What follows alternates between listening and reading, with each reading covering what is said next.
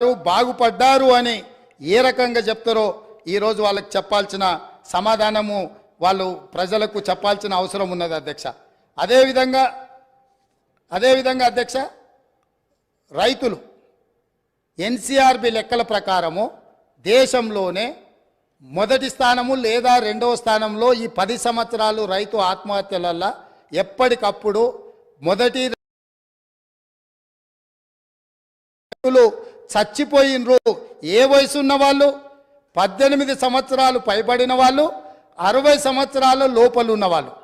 అంటే ఇవి ప్రభుత్వం చేసిన హత్యలు కాదా అని నేను అడుగుతున్నా అధ్యక్ష.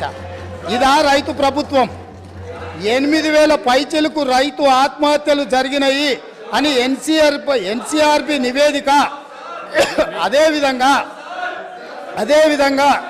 ఈరోజు ఈ రకమైన రైతు ప్రభుత్వము, ఇది రైతు ప్రభుత్వమా? ఈ ప్రభుత్వంలో లక్షల మంది చచ్చిపోతుంటే రైతు ఎందుకు చచ్చిపోతాడు అధ్యక్ష? రైతు బ్రతికుండడానికి సహకరించాలి ప్రభుత్వం. రైతు బ్రతికుండడానికి ఏ రకంగా ఆదుకోవాలనో ప్రణాళికలు ఉండాలి.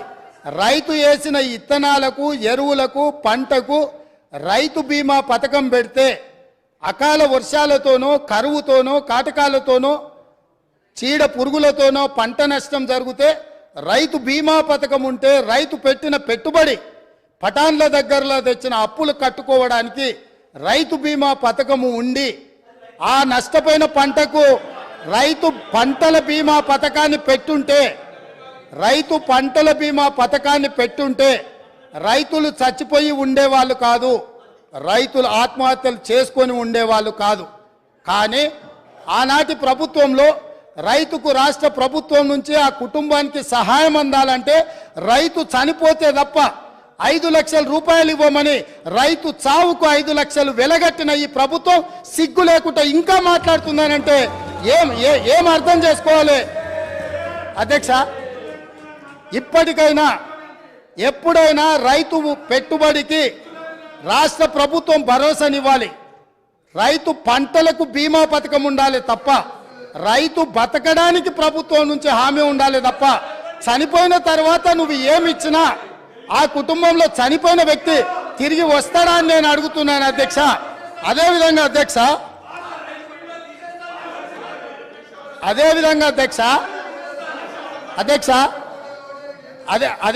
అధ్యక్ష వీళ్ళు ఏదైతే వరి ఈరోజు తెలంగాణ రాష్ట్రంలో ఇవాళ పసుపు పోయింది, చెరుకు పోయింది, కందులు పోయినాయి, మిరప పోయింది, పత్తి పోయింది, ఇట్లా ప్రత్యామ్నాయంగా సోయాబీన్ పోయింది. కమర్షియల్ క్రాప్లని ఈ తెలంగాణ రాష్ట్రము భూమి యొక్క నైసర్గిక స్వరూపము ఎన్నో రకాల ప్రత్యామ్నాయ పంటలు పండించడానికి సారవంతమైన భూములు ఉన్నాయి.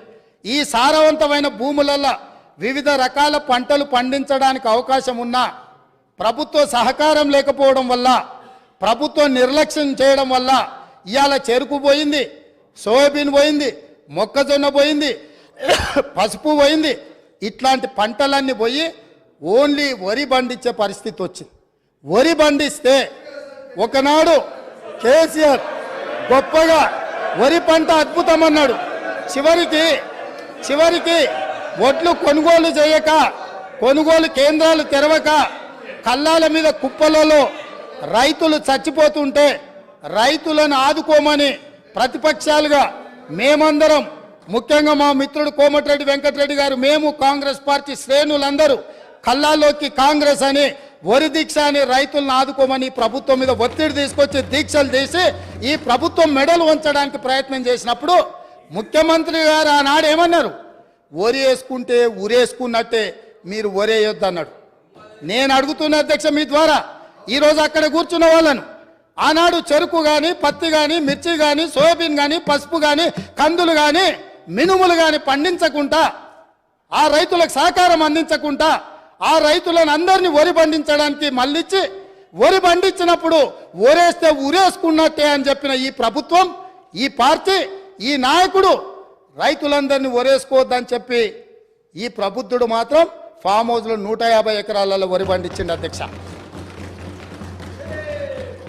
ఆ వివరాలు అన్నిటిని బయటపెట్టి అక్కడికి ప్రత్యక్షంగా ప్రజలకు చూపించడానికి పోతే పోలీసులను పెట్టి నిర్బంధించి అరెస్టులు చేసిండ్రు అధ్యక్ష. అది వాళ్ళ నిర్బంధ నిరంకుశ పాలన.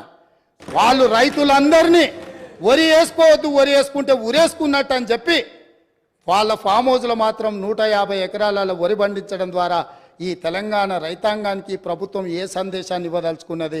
ఈరోజు ఏ మొహం పెట్టుకొని ఇక్కడికి వచ్చి మా కొత్తగా వచ్చిన ప్రభుత్వాన్ని ఏమీ చేయలేదని అప్పుడే నిలదీస్తున్నారో మీరు ఒక్కసారి ఆలోచన చేయండి అధ్యక్ష. అదేవిధంగా అధ్యక్ష, ఈరోజు కేంద్ర ప్రభుత్వం ఆనాటి ధరలు కనీస మద్దతు ధర వరికి 1960 రూపాయలు ఉన్నప్పుడు రైతుల నుంచి దళారులు కావచ్చు, మిల్లర్లు కావచ్చు, లేకపోతే ప్రభుత్వంలో ఉన్న పెద్దల యొక్క కుమ్ముక్కుతోటి 1400కు 1500కే క్వింటాల్ కొంటున్నప్పుడు ఎసెన్షియల్ కమోడిటీ యాక్ట్ కింద పీడీ యాక్ట్ పెట్టి బొక్కలేయాల్సిన దళారులను వాళ్ళు అంటగాగి 1400కు 1500కు వరి అమ్ముకుంటున్న రైతులు ఆత్మహత్యలు చేసుకుంటుంటే ఈ ప్రభుత్వం ఆనాడు వీళ్ళు ఏం చేసిందో మీరు ఆలోచన చేయండి అధ్యక్ష. ఇదే కాదు, తడి పేరు మీద తాలు పేరు మీద క్వింటాల్కు 10 కిలోలు తుట్టి తీసి రైతులను దోసుకుంటుంటే అహర్నిశలు అహోరాత్రులు కష్టపడ్డ రైతు పండించిన వరిని దోపిడీ చేస్తుంటే తుట్టి పేరు మీద తాలు పేరు మీద తీస్తుంటే ఒక్కరోజైనా ఈ ప్రభుత్వం ఆ రైతులకు జరుగుతున్న అన్యాయం మీద ఈ మంత్రులు ఎవరైనా క్షేత్రస్థాయిలో పర్యటన చేసి ఈ విధంగా దోపిడీ చేస్తున్న వాళ్ళని నిలదీయడానికి ప్రయత్నం చేసిందని నేను అడుగుతున్నా అధ్యక్ష మీ ద్వారా. ఇదే కాదు, ఇవాళ నేను సూటిగా సవాలు విసురుతున్న ఈ ప్రతిపక్షానికి పేద రైతులు